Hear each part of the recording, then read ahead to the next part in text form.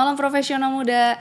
Nah, seperti janji yang kemarin, kalau ternyata tuh bahas part 1 tentang broken home, gak cukup ya. Itu baru bahas tentang, kemarin kita bahas tentang background dari Albert, terus gimana Albert menang berproses dari menghadapi background kamu yang broken home, gimana kamu memperjuangkan pemulihan keluarga kamu.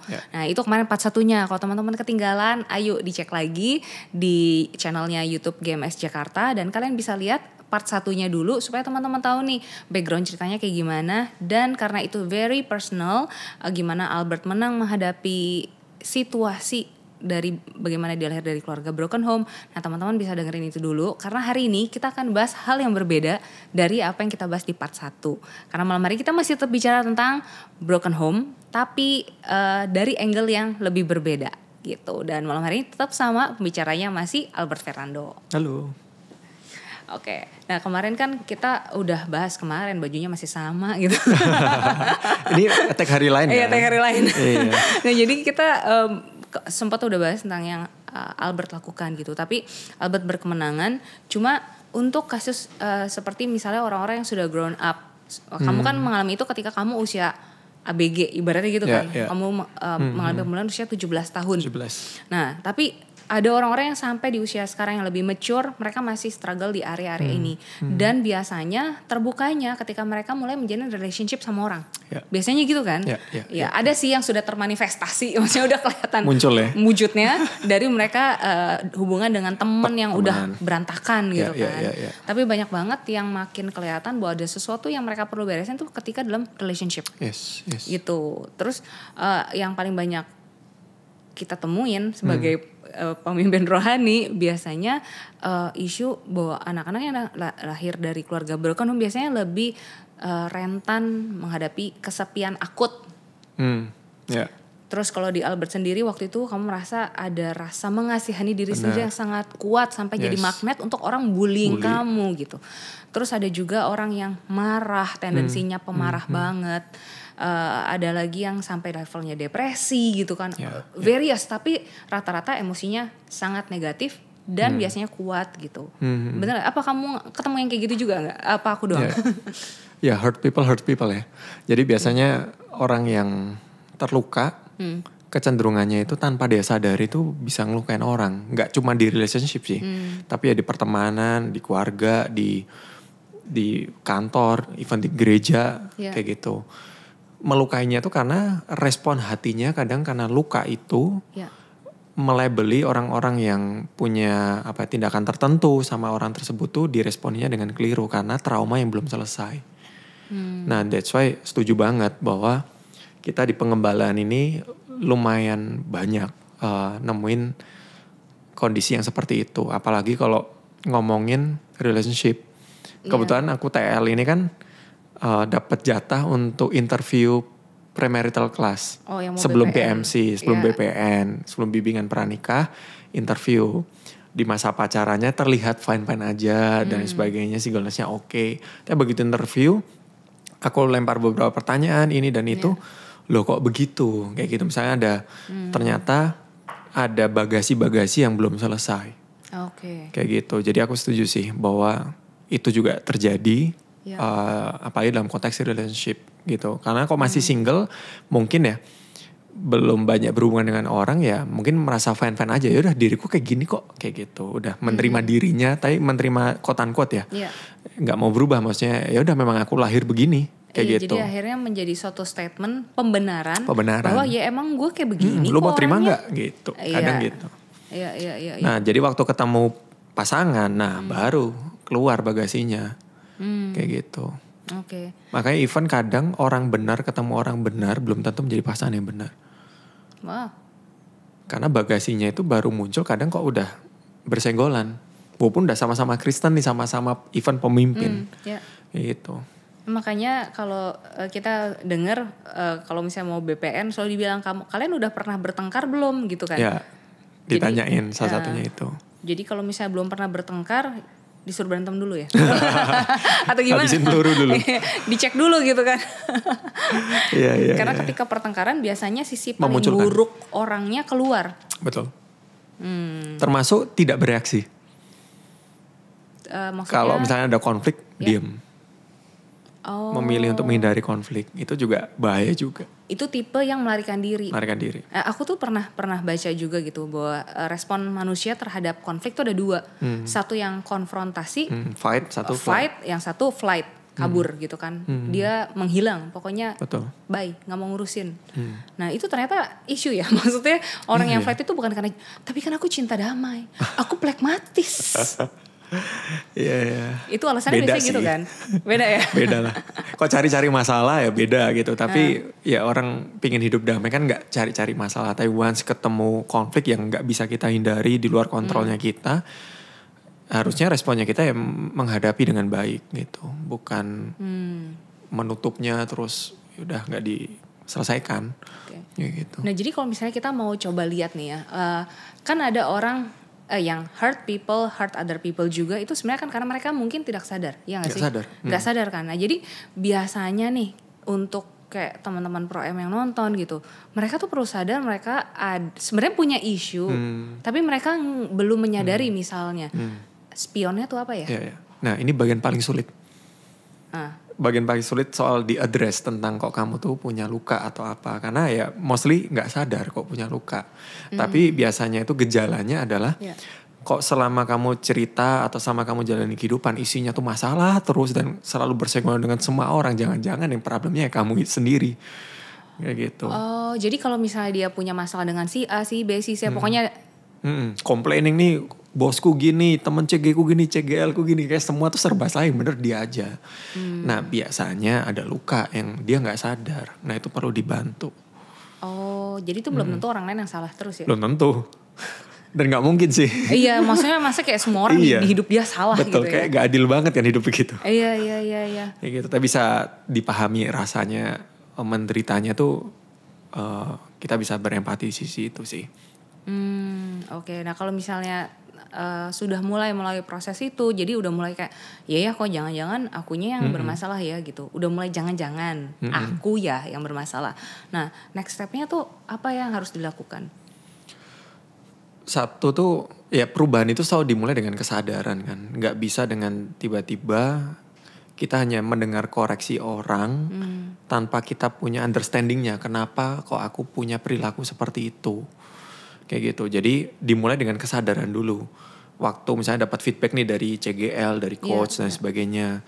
Kamu coba deh evaluasi misalkan. Kenapa kamu kok responnya pahit terus sama bosmu, sama teman-temanmu, orang lagi kesaksian apa, ngerasain nyerang dirimu dan lain sebagainya, semua kok take it personal. Nah, kita itu bisa nolong mereka dengan menggali ke wisata masa lalu dulu nih. Kembali ke masa lalu. Kembali ke masa lalu. Kamu pernah gak sih punya pengalaman paling berat atau pengalaman yang paling sulit dilupakan waktu kamu kecil atau apa? Nah biasanya itu waktu kita kembali ke masa lalu, akhirnya menyadari mulai olengnya tuh gara-gara itu tuh. Oke. Nah jadi menolong mereka tuh untuk mencari tahu. Nah biasanya paling banyak terjadi itu ya faktor keluarga. Balik lagi.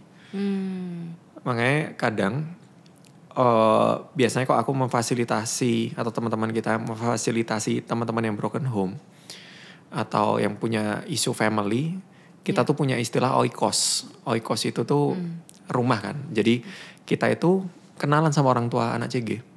Oke. Jadi yang kita gembalakan tidak hanya anak CG, tapi kita kenalan sama mama papahnya supaya kita punya point of view yang lebih lengkap. Karena kan kok dari cerita anaknya kayak kesannya dia menderita sekali nih. Orang tua aku gini-gini. Tapi begitu kita dengar perspektif orang tuanya, oh ternyata orang tuanya ada luka juga loh. Nah kok itu gak dibantu dari pihak yang netral niatnya, mungkin sulit buat anak itu memahami bahwa ternyata itu waktu dia wisata masa lalu terjadi hal yang buruk yang dia pernah alami itu ya karena sesuatu yang orang tuanya juga mungkin masih luka. Kayak gitu. Jadi yang pertama tadi tuh stepnya adalah bantu mereka menyadari dulu bahwa mereka itu terluka. Tanpa sadar kita mau ngomong sampai berbusa pun gak akan disadari, tidak akan berubah. Kayak gitu. Nah aku tuh pernah juga menghadapi anak yang seperti ini, yang memang bermasalah, terus kita coba ajak ngomong, dia cukup defensif jadinya. Nah kalau kayak gitu maksudku kita sebagai pihak yang netral kita melihat jangan-jangan lo ya gini kan, kita ngomong sama anaknya, tapi dia berbalik defensif. Ya. Jadi seakan-akan kita tuh tidak menerima dia apa adanya. Betul. Gitu. Betul. Jadi untuk yang mereka yang merasa jadi baliknya ketika kita memberikan masukan sebenarnya justru untuk biar menjadi kebaikan dia, tapi kemudian menjadi defensif, sebenarnya kita bisa menurutmu ya, boleh nggak sih kita malah point out kayak, loh kamu dengan begini aja, jangan-jangan kamu memang benar ada luka gitu. Ya.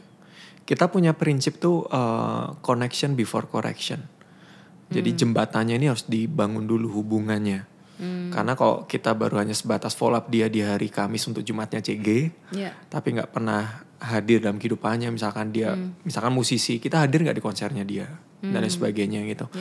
Nah kalau jembatannya itu nggak pernah dibangun, persepsi yang ditangkap tuh selalu keliru, kayak gitu. Sama kayak orang lain yang ngoreksi dia gitu. Tapi once kita bangun dulu jembatannya, koneksinya, analoginya tuh ibarat kayak misalkan anak CG itu kan punya kendali sendiri atas kehidupannya. Ibarat dia pakai mobil nih, kita kan nggak bisa tiba-tiba buka pintu drivernya terus minggir kamu aku yang nyetir, itu kan nggak bisa gitu. Jadi kita paling nggak ketok dulu di sisi penumpang, boleh nggak aku bareng sama kamu, walaupun resikonya adalah nyasar bareng nih, quote-unquote ya gitu. Jadi karena nemani perubahan hidup seseorang tuh kadang tidak dalam satu malam, jadi kita ketok dulu, kok dia izinkan.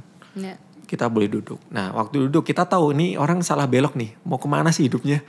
Kok selalu hal yang harus dia lurus malah dia ke kanan terus. Itu bicara tentang yaitu sikap-sikap tadi tuh defensif dan sebagainya. Nah kita tuh bisa tanya. Selama ini bikin kamu selalu pingin belok kanan tuh apa sih? Pernah gak mikir belok kiri? Jadi dengan questioning. Sama kayak kok teman-teman nonton di part yang pertama itu kan Tuhan datang ke aku mengkoreksi aku tuh dengan pertanyaan, nggak pernah dengan direct kamu A B gitu, nggak. Kamu mau nggak keluargamu pulih? Pertanyaan kayak gitu kan. Jadi Tuhan tuh selalu datang dengan pertanyaan. Nah seharusnya kita juga mengadopsi hal yang sama. Nah waktu ditanya mereka bisa cerita. Nah waktu cerita ini kita bisa tahu akarnya tuh apa. Tidak hanya sekedar perbuatannya aja. Oh ternyata beliefnya dia tuh yang mungkin keliru. Nah misalkan kita sadar nih, oh ada belief yang keliru, kita bisa ngobrol. Kamu mempercayai belief ini tuh sejak kapan? Suara siapa yang kamu dengar? Nah kadang ini muncul ya karena pertemanannya mungkin. Kadang nih misalkan ada pertemanan yang keliru, ngomongin tentang daddy issue gitu ya. Wah papamu nih, papaku nih gini. Udah yuk kita racun aja papamu. Kan ada juga yang begitu. Malah ngomporin ya. Malah ngomporin. Nah kadang ada belief-belief yang anak-anak CG itu mungkin belum dapat kebenaran. Sehingga yang dicari pembenaran.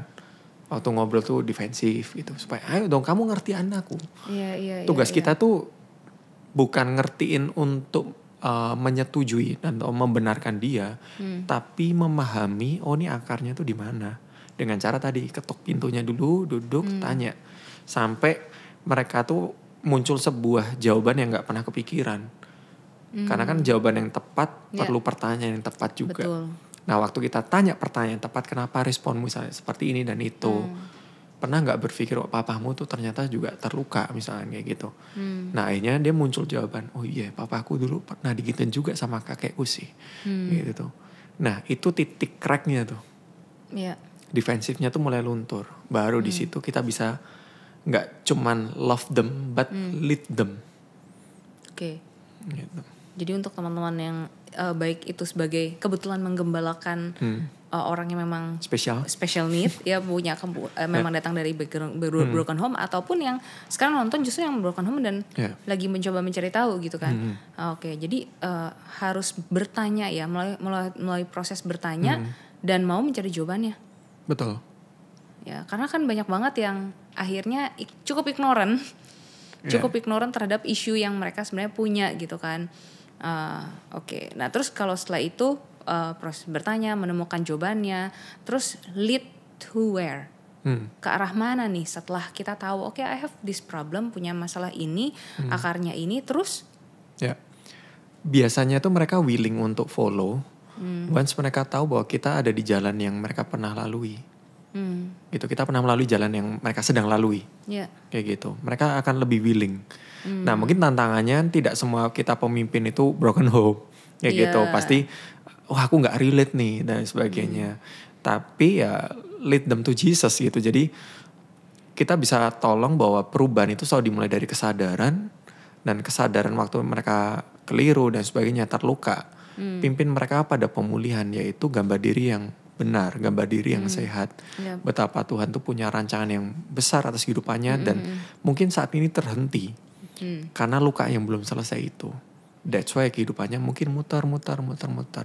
Nah, once mereka menyadari mereka di padang gurun yang 40 tahun itu, makanya butuh proses. Karena apa ya, kenapa sih Tuhan izinin 40 tahun gitu bangsa Israel di padang gurun, sedangkan kok ditarik kilometernya itu 780 kilometer, itu kayak Jakarta Surabaya. Kayak gitu.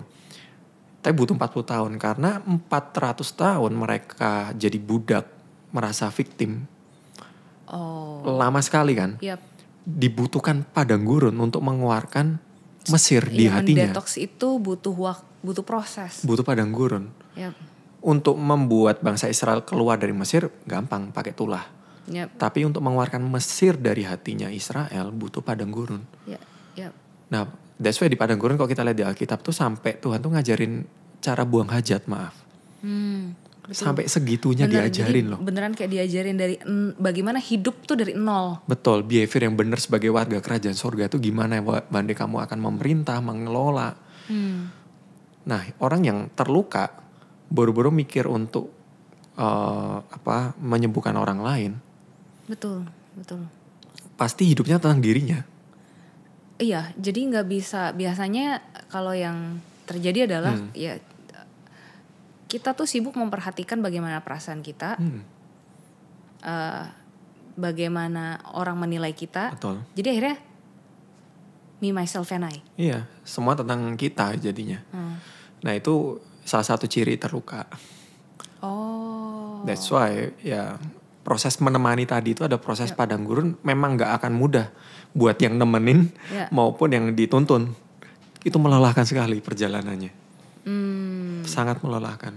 Oke.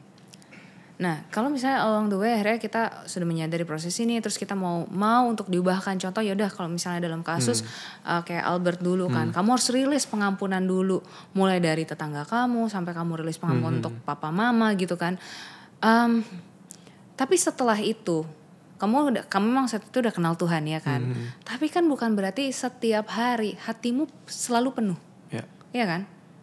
Nah itu pasti kan ada prosesnya tuh gitu. Gimana caranya kayak yang tadi tuh yang punya perasaan kesepian akut, ini paling banyak sih kesepian akut, butuh pengakuan akut gitu kan. Kayak aku butuh diakui, aku butuh diterima, aku berprestasi sebaik-baiknya karena merasa kayak aku tuh cuma bisa diterima kayaknya kalau aku berprestasi deh. Gitu kan. Jadi nah itu gimana tuh menutup lubangnya itu? Ya. Perlu disadari bahwa memang lubang itu nyata dan cukup dalam. Tidak mudah sekali untuk seseorang itu bisa pulih di area itu. Apalagi yang udah bertahun-tahun dan sebagainya. Aku pernah handle salah satu anak yang itu dia tuh sangat berprestasi, pialanya banyak, bener literally piala ya. Tapi nggak pernah ada satu apresiasi pun yang dia dapat dari orang tuanya. Nah, waktu kita kasih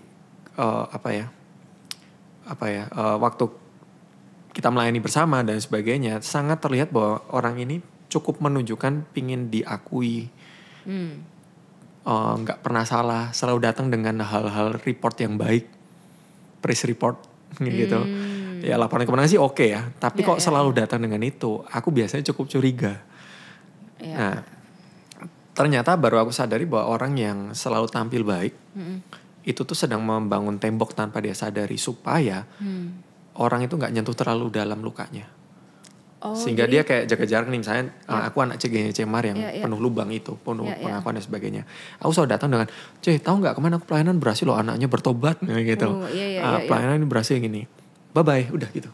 Tapi dia fragile-nya dia, ada kelemahannya itu jarang atau sulit sekali diceritakan karena takut Cemar kayak mengkoreksi.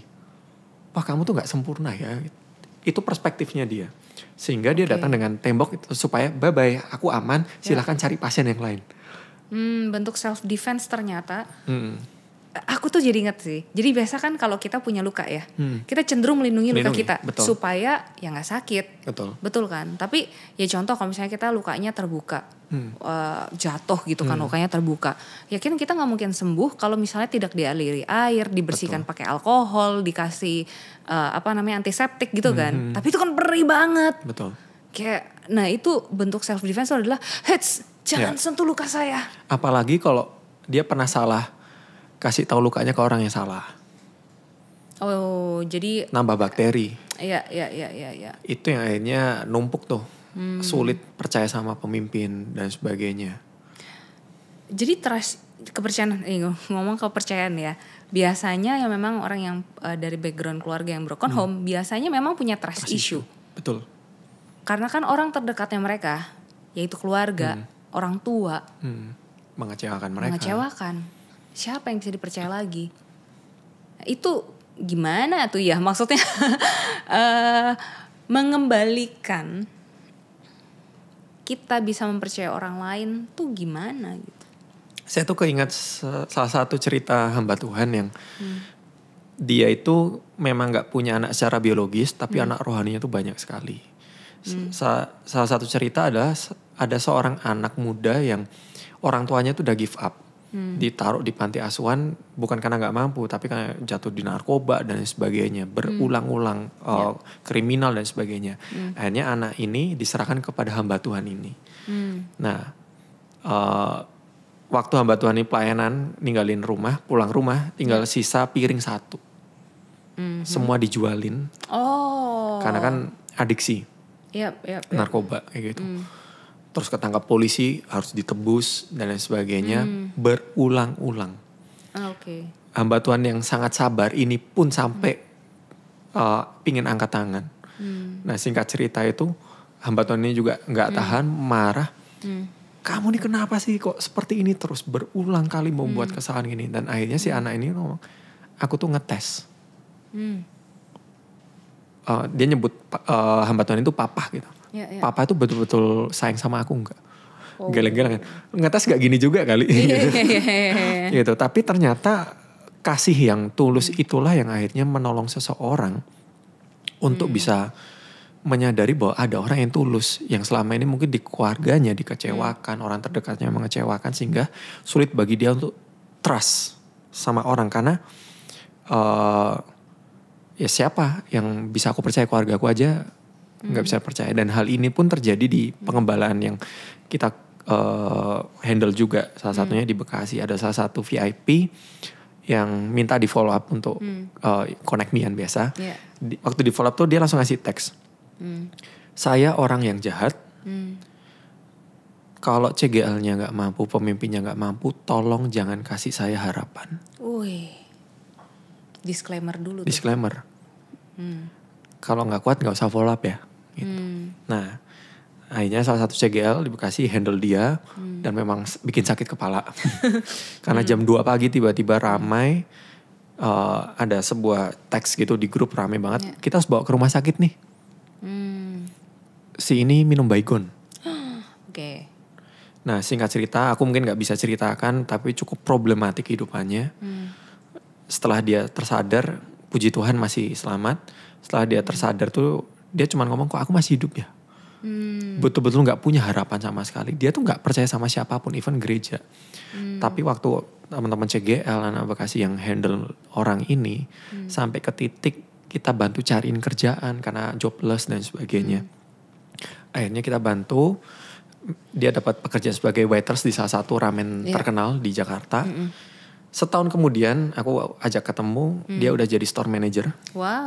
Di ramen itu. Dan setahun kemudian, belum lama ini ketemu lagi, dia udah dipercaya sebagai store manager juga untuk brand baru di Senen City gitu. Dan kehidupannya tuh betul-betul berubah.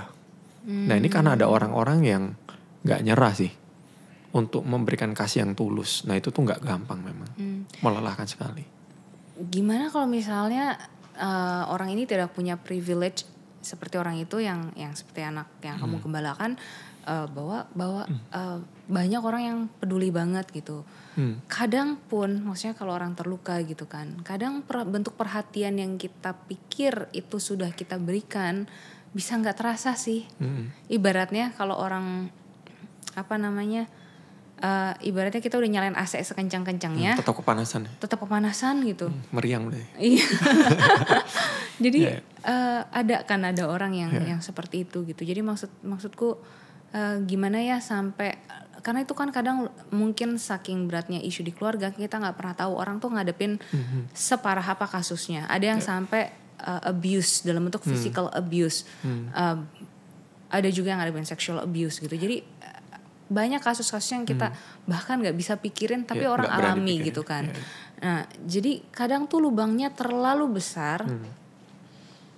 Sampai bentuk kasih yang diberikan di CG itu rasanya kalau cuma sekedar, ya kalau tadi kan ibaratnya ada situasi yang tercipta, dia minum Baygon, ya butuh tindakan yang cepat gitu kan, langsung bergerak gitu. Tapi bagaimana kayak ini anak tidak, ya aduh jangan sampai lah ya, maksudnya sampai mengambil keputusan bodoh untuk Ekstrem mengambil dulu. perhatian orang dengan bunuh diri gitu, ataupun serius memang merasa tidak ada harapan. Tapi kalau misalnya ternyata ini orang yang cukup tidak mengambil keputusan yang ekstrim, tapi merasa kok perhatian yang diberikan sesuai yang diharapkan. Iya, rasanya tidak pernah cukup gitu. Jadi apapun yang dituang orang ke dalam kehidupannya, ya kayak gelas yang bocor. Ya, aku tuh terlalu percaya gini, Tuhan itu tuh nggak pernah nyerah dalam kehidupan seseorang, bukan karena kita yang layak atau kita yang memilih untuk Tuhan temukan gitu. Dengan cerita yang di part pertama kelihatannya kayak aku yang ngambil keputusan untuk mengampuni, dicintai dan sebagainya, itu Tuhan yang kejar. Bukan berarti kok hari ini tidak ada kasih yang dirasa cukup. Bukan berarti tuh Tuhan kayak menyingkirkanmu. Selama kamu masih dengar podcast ini pun, itu ada sebuah call, sebuah panggilan bahwa Tuhan itu tuh gak nyerah. Walaupun mungkin tidak semua orang di sekelilingmu, even di CG, kok kamu udah tertanam di CG, bisa memahami itu. Dengan kita melepas kacamata kita yang buram, barulah kita bisa melihat dengan lebih jelas. Jadi yang Tuhan rubah pertama itu selalu pola pikir. So mindset kita untuk merasa bahwa kayak kasihku gak pernah cukup, harusnya tuh CGL-ku atau coachku tuh punya perhatian yang 24 jam, 7 hari dalam seminggu dan sebagainya. Itu adalah sebuah mindset yang tidak benar, yang harus ditanggalkan. Untuk kita bisa meresponi bahwa Tuhan itu mutlak titik cinta sama kamu. Di tengah kondisi yang tidak sempurna ini. Jadi dengan kita meresponi, walaupun hari ini mungkin situasinya kurang kondusif buat siapapun yang mendengarkan ini, percayalah bahwa Tuhan itu tuh gak pernah nyerah. So perlu dipatahkan untuk mindset yang kelirunya itu, paradigmanya. Nah kamu punya kekuatan waktu itu, day by day-nya, untuk tetap pada belief yang seperti ini. Maksudnya kan kita mematahkan mindset, ada belief, ada kepercayaan di dalam diri kita kan, kepercayaan yang salah tadi itu kan, yang perlu dipatahkan. Terus bagaimana bisa setiap hari terus menang? Karena kan kadang mungkin hari ini kita ke gereja, kita dengar khotbah, kita dikuatkan, merasa di refresh. Besok terjadi sesuatu, jadi kembali pesimis ketika terjadi masalah, berhadapan dengan masalah. Tuh kan, emang gak ada yang mencintai gue, gak ada yang suka sama gue. Memang kecenderungannya kita itu kalau ada masalah dan sebagainya itu nature-nya itu langsung kayak mundur dari Tuhan, karena kayak sia-sia deh, kayak tahu firman tapi realitanya nggak kunjung tiba kan. Datang ke rumah tuh udah kayak harus hela nafas panjang dulu nih sebelum ngadepin drama-drama yang ada. Memang kecenderungannya itu kayak gitu. Cuman yang menolong kita itu adalah gini, Tuhan tuh selalu ngajarin kita untuk tetap bersekutu sama orang-orang percaya. Nah, hal yang paling membahayakan adalah mengisolasi diri. Dengan kita justru ke-trigger nih ada masalah dan sebagainya, dengan kecenderungannya ditindaklanjuti dengan ya udah deh, ngapain lah gereja-gerejaan dan sebagainya. Itu yang bikin drop. Tapi perasaan di tengah-tengah itu tuh ya itu real, itu yang dihadapi. Tapi kita punya pilihan untuk kita mengisolasi diri atau kita mendekat, menggabungkan diri di CG dan sebagainya untuk paling enggak walaupun mungkin perasaannya kita ini belum beres, kita tuh punya sikap hati untuk paling enggak tuh bercerita dulu. Dan kita willing lah untuk dengerin kayak gitu feedback atau arahan, nasihat dari pemimpin kita mau dari teman-teman CG. Walaupun seringkali nasihat yang mereka berikan tidak selalu enak didengar, tidak selalu itu juga langsung bim salabim mengubah kondisi. Tapi betul, jadi memang perlu konsistensi di situ dalam beribadah, dalam ber-CG, karena itu yang kita nggak pernah tahu kapan momennya itu tuh Tuhan itu berkairos untuk mengubah keadaan. Kok misalnya masih ingat di part yang 1 ceritanya itu kan waktu aku ajak mama ke Central Park Mall itu kan kairos. Sesuatu yang aku nggak ke planning bahwa tiba-tiba mama tuh bisa terima Yesus di situ. Iya, betul. Padahal aku punya pilihan juga untuk ke mall yang lain. Iya. Gitu. Iya sih, jadi kayak kalau banyak yang ya contoh tadi kayak misalnya kita memang punya isu dan akhirnya kita kurang percaya ataupun dengan pemimpin kita ataupun merasa kayak CG kita tuh kayaknya nggak tepat deh, mereka tidak tindakan mereka tidak sesuai dengan ekspektasi gitu misalnya. Nah jadi yang ada adalah kita either memilih untuk keluar dari CG atau sekalian nggak CG gitu kan. Jadi banyak yang justru ketika memang itu prosesnya loh, yang memang itu justru membutuhkan tadi kan kita kan bilang bahwa butuh gesekan dengan orang lain, konflik dengan orang lain untuk menyadarkan jangan-jangan loh ya isunya kita gitu. Nah justru kita tetap harus stay di sana ya, dan nggak pernah tahu di momen yang mana extra power itu datang. Betul. Aku tuh jadi keinget cerita Naaman kan, waktu dia kena kusta. Dia ekspektasinya ada hal yang spektakuler, paling enggak sembuh, angkat tangannya, menggerakkan tangan-tangannya dan sebagainya. Tapi disuruh benamkan diri ke Sungai Yordan, sungai yang sangat kotor saat itu. Nah kadang memang untuk membuka pintu yang besar tuh cuma butuh kunci yang kecil.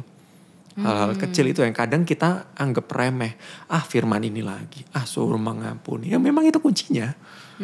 Gak ada yang lain. Selama itu kunci gak pernah kita pakai. Ya kehidupan kita sama terus aja kayak gitu. Oke. Jadi memang tindakan kita bahwa ayo memang harus konsisten, bertahan terus memang usahakan. Ya itu memang percaya sama proses. Ya betul sekali. Oke, terus kalau misalnya tadi yang kita udah bahas, ternyata mengisi lubang di dalam hati itu ya mau nggak memang mulai proses. Nggak bisa lubang yang segede gitu langsung ditutup sehari, plek semua langsung pakai batako selesai. Emang butuh waktu, time untuk menguatkan diri kita juga nggak sih itu? Maksudnya menguatkan values yang kita percaya itu benar, dipupuk gitu. Betul. Ya percaya bahwa biji yang kita tanam itu akan one day bertumbuh.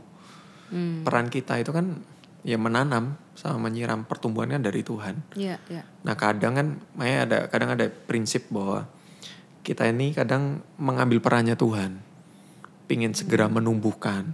Malam disuruh rest malah kerja keras. Ada masanya itu kita memang ya udah memang bagian kita siang tuh kerja supaya malam bisa tidur pulas. Dan di waktu malam Tuhan memberikan pertumbuhan tersebut.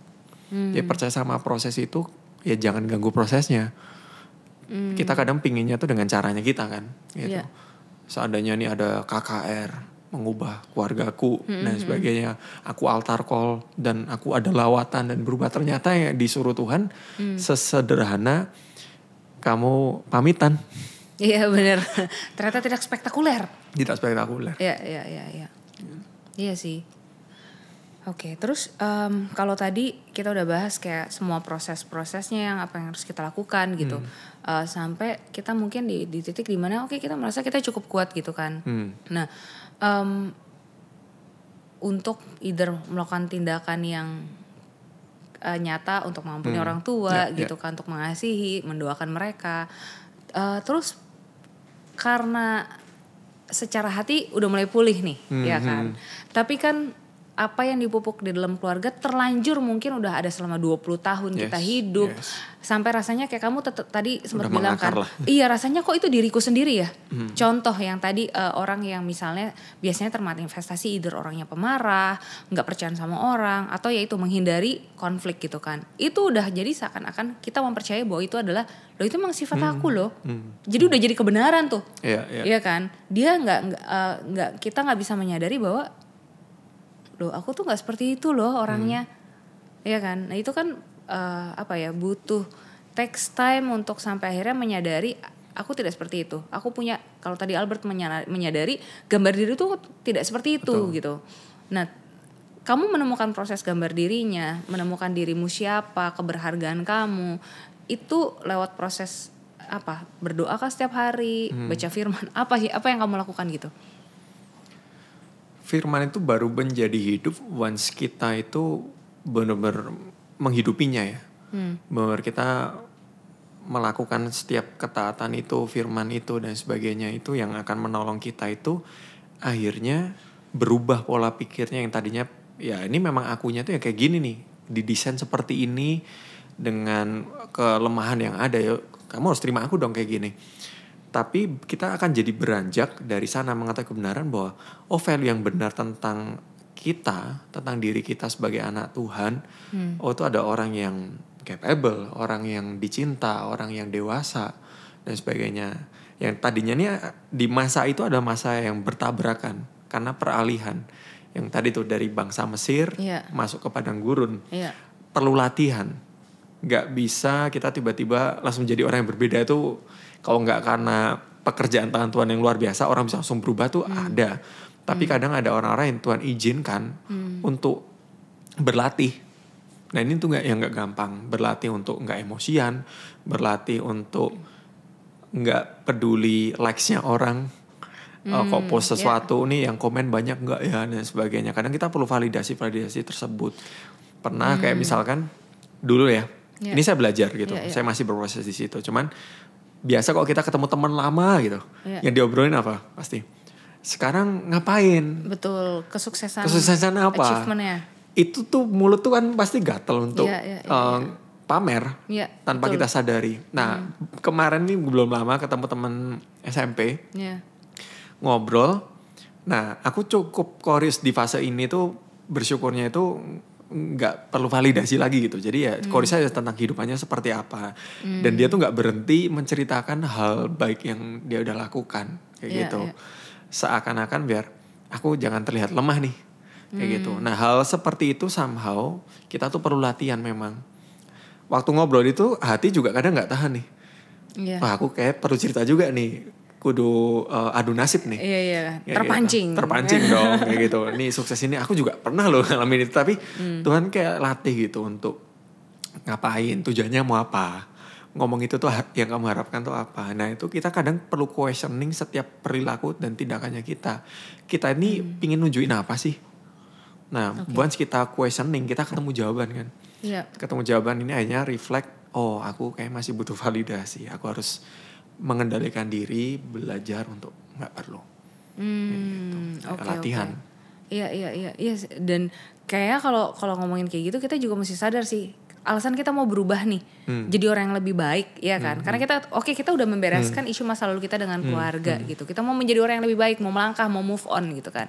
Nah itu kan kadang seringkali juga ya contoh biasanya ketika masuk dalam relationship tuh, ya kan?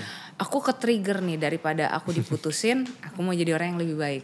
Jadi akhirnya berubahnya karena si dia. Betul, supaya diterima gitu. Tapi itu ternyata juga bukan alasan yang tepat kan. Karena bisa jadi begitu udah dapat orangnya, balik deh. Iya kan? Terus kamu kok berubah gitu. Iya, kamu kok berubah. Ya memang aslinya gitu. Iya. Setuju. Jadi pertanyaan apa aja? Enggak ada pertanyaan, itu statement. Iya. Oke. Terus jadi tadi kita bahas yang kalau misalnya yang kembali lagi ke orang yang masuk ke dalam relationship gitu kan. Terus mereka masih menghadapi isu ini. Bagaimana untuk orang yang udah terlanjur masuk ke dalam relationship? Mereka prosesnya harusnya sama, benar gak sih? Proses pemulihan mereka berarti step by stepnya sama kan? Seperti yang tadi kita udah bahas ya. Oke. Dan kalau misalnya ternyata udah beres, kayak misalnya kamu dari dengan background kamu yang sebelumnya gitu, terus kamu ketemu pasangan hidup gitu, pernah ada nggak sih kena efek sampingnya? Iya gitu. Kalau di caseku sama Vina kebetulan kita sama-sama diberesin dulu. Oh. Nah dari situ aku jadi belajar sih bahwa misalkan kita ke salah satu mall lantainya ada 7 gitu ya. Yeah. Kalau kita ada di level 7 kita nggak akan ketemu orang level 1 sih. Gitu. So biasanya kita akan ketemu dengan orang yang sama. Oke. Nah kalau kita masih bermasalah, kamu mengharapkan dapat speknya Pastor Philip Mantova, ya agak susah ketemunya. Pasti akan ketemu dengan level yang sama. Yang perlu dibangun daripada ketemu yang spek dewa, ketemu ya otomatis pasti akan bubar jalan. Daripada patah hati, mending fokus naik kelas. Nah, kalau di caseku sama Vina, kebetulan ya kita bersyukurnya itu kita sama-sama naik kelas terlebih dahulu sebelum kita ketemu. Tapi memang gak sedikit yang kita jumpai di pengembalaan itu level 3 ketemu level 3 nih misalkan kayak gitu. Dan akhirnya mereka baru sadar ada baggage, ada issue seperti itu. Nah, gimana kalau prosesnya ini udah in relationship kayak gitu. Treatmentnya kita adalah dengan treatment yang sama, kita perlu membantu mereka untuk bongkar bagasi dulu. Analoginya kok dalam konteks relationship itu tuh ibarat misalkan kita mau punya tujuan yang sama kan, menikah. Ibarat mau dari Jakarta ke Surabaya. Nah, pertama cocokin dulu nih. Ini jadi ngomongin relationship dikit ya. Tujuannya sama nggak di Surabaya? Nah, kok sama, kita cek juga bandaranya sama nggak berangkatnya. Jam penerbangannya, flightnya sama nggak. Nah, di bandara yang pertama kali dicek adalah nimbang bagasinya. Yang dikasih di kabin itu kan cuman berapa kilo saya jadi lupa. 7 kilo. Masalah, apa kabin? Kabin 7 kilo. Nah, pertanyaannya kalau lebih dari 7 kilo boleh terbang nggak? Boleh. Tapi bayar lebih. Kok misalkan sesuai kok ketahuan. Nah, bertobat kok yang diangkat ya. Nah, tentu ada harga yang harus dibayar kalau bagasinya terlalu banyak. Kenapa dibatasi ya? Karena untuk keamanan penerbangan tersebut. Nah, relationship dengan bagasi yang terlalu besar itu tidak hanya membahayakan pernikahannya saja, tapi juga orang-orang sekelilingnya ya, keluarga, gereja dan lain sebagainya. Dan anak mereka nantinya. Dan anak mereka itu yang paling penting. That's why dalam konteks relationship yang perlu dibongkar pertama adalah bagasinya. Bagasimu ini masih terlalu banyak atau enggak satu dengan yang lain. Nah, akhirnya dikorek biasanya ya balik lagi tuh. Keluarganya siapa yang lebih dominan, harmonis atau tidak. Nah, itu yang menambah banyak bagasi. Idealnya orang tuh waktu keluar ketemu pasangan di bandara, itu bagasinya tuh udah sepakat 7 kilo aja. Tapi kadang ada yang bawa 30 kilo, ada yang 50 kilo. Akhirnya either bayar harganya nanti di Surabaya atau di penerbangannya. Makanya itu harus diselesaikan bagasi itu. Akhirnya mereka ngobrol dalam konteks relationship ini tuh. Mereka tuh punya trauma apa, cara pandang mereka tentang keluarga itu seperti apa. Dari situ biasanya tuh find out, oh ya aku punya trauma karena mamaku dulu lebih dominan karena papaku tidak berfungsi, gak bisa memimpin. Sehingga dia, misalkan dia cowok, terbiasa dipimpin cewek. Nah cewek pasangannya ini kesel karena nih cowok ini kok gak punya ambisi, gak punya visi dan lain sebagainya. Nah hal-hal itu yang akhirnya kita address tuh waktu di misalkan interview sebelum PMC. Oke. Jadi itu akhirnya mereka harus beresin satu persatu dulu. Bagasinya. Apa bagasinya gitu ya. Oke. Nah, pertanyaan terakhir.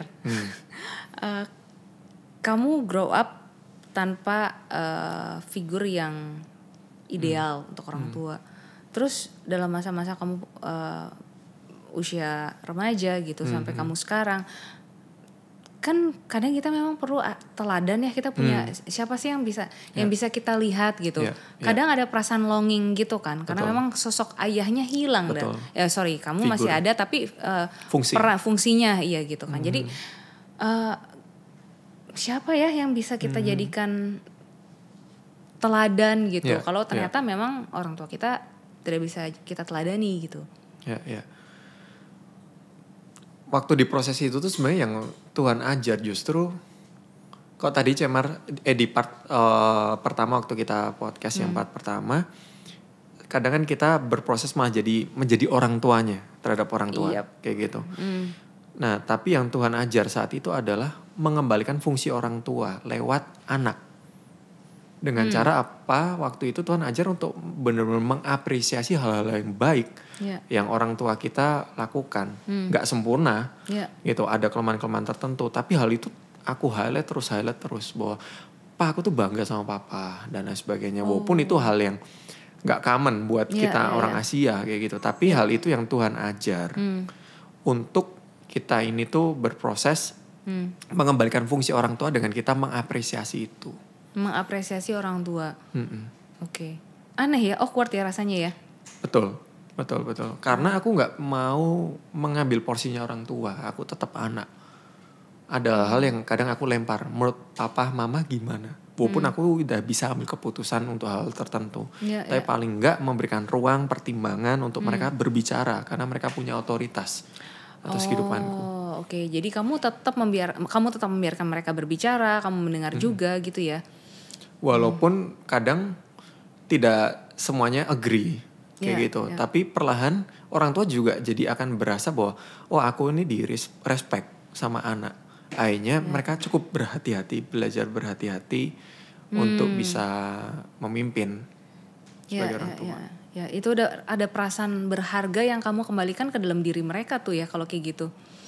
Ya. Oke, ternyata proses menjadi pemulihan keluarga tuh nggak cuma awalnya muncul memang karena ada ya aku nyebutnya kayak roh Bapak. Dimana kita akhirnya yang mempayonirkan sebuah perubahan, tapi kemudian kita nggak bisa lupa bahwa kita tetap seorang anak. Jadi roh anaknya pun tetap harus ada. Betul, setuju. Ya, oke. Nah ini baru lengkap nih, boleh di wrapping nih. Kalau dari Albert mungkin maksudnya kayak pesan-pesan untuk teman-teman yang mungkin datang dari keluarga broken home gitu. Kamu ada nggak sih yang mau kamu sampaikan ke mereka? Kita harus melihat bahwa ya orang tua kita tuh mungkin punya nasib yang sama kayak kita.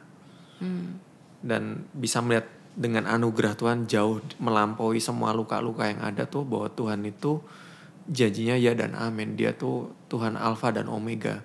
Dia bisa melihat meja ini dari pohon yang masih dalam bentuk utuh pohon. Tuhan bisa melihat pemulihan keluarganya Cemar, orang-orang yang dengerin ini jauh melampaui dari hal yang sekarang ini kita masih frustasi menghadapi itu.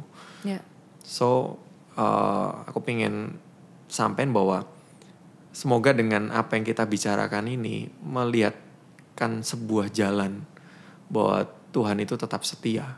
Amin. Dia bisa pulih itu entah cepat atau lambat gitu. Bagian kita tuh just willing aja sih. Ikutin tanpa harus nuntut. Tanpa aku sadar ternyata prosesnya 7-8 tahun. Tapi aku gak pernah expect bahwa itu selesai dalam 7 tahun. Wow. Gitu. Oke, dan aku dapat dari pembicaraannya adalah nikmati hubungan dengan orang tua. Betul. Ya, terlepas dari anak ya. Betul, sebagai anak. Jadi kayak ternyata tugas kita nggak berat-berat amat ya. Nikmatin hubungan dengan segala kayak kamu bilang quote unquote kelucuannya. Ya udah, itu jangan-jangan yang malah akhirnya memulihkan keluarga kita. Dan waktu ketika kamu pulih, akhirnya seluruh keluarga ikut pulih. Betul. Dan satu lagi yang aku ingat, melayani justru menjadi jalan paling cepat untuk kita tuh ngalami pemulihan, karena kita pasti ditemukan dengan orang-orang yang sama. Dan once kita ngelayani mereka, walaupun kita masih babak belur juga, tapi hati kita tulus melayani mereka. Kita nggak pernah tahu, mungkin Cemar, teman-teman juga yang dengerin yang pernah melayani, pernah ada di posisi ngadepin seseorang yang punya case yang sama kayak kita, yang kita nggak tahu jawabannya apa, tapi tiba-tiba ada hikmat marifat untuk kita ngomong sesuatu. Setelah kita pulang kita ngomong, ini jawaban yang aku tunggu. Oke. Nah, Tuhan tuh sering banget, hampir selalu, nggak cuma sering, hampir selalu tuh Tuhan pakai pelayanan. Waktu kita melayani orang, nggak mementingkan diri sendiri dengan luka kita, tapi kita willing melayani orang lain, minimum bisa dengerin. Tuhan bisa pakai itu untuk ngasih jawaban ke kita. Oke, justru ketika kita masih punya luka, bukan berarti kita tunggu sembuh total, baru kita mau pelayanan. Betul, saling mengakulah dosamu, maka akan sembuh. Oke, amazing. Thank you Albert. Jadi itu teman-teman pembicaraan kita malam hari ini, dan aku berharap bahwa apapun yang jadi background kehidupan kalian, mau kalian datang dari keluarga broken home, dari kalian punya orang tua seperti apapun, itu tidak berarti bahwa masa depan kalian akan sama dengan apa yang kalian alami sekarang gitu. Justru sebenarnya masih ada harapan loh bahwa keluarga kita tuh bisa pulih gitu.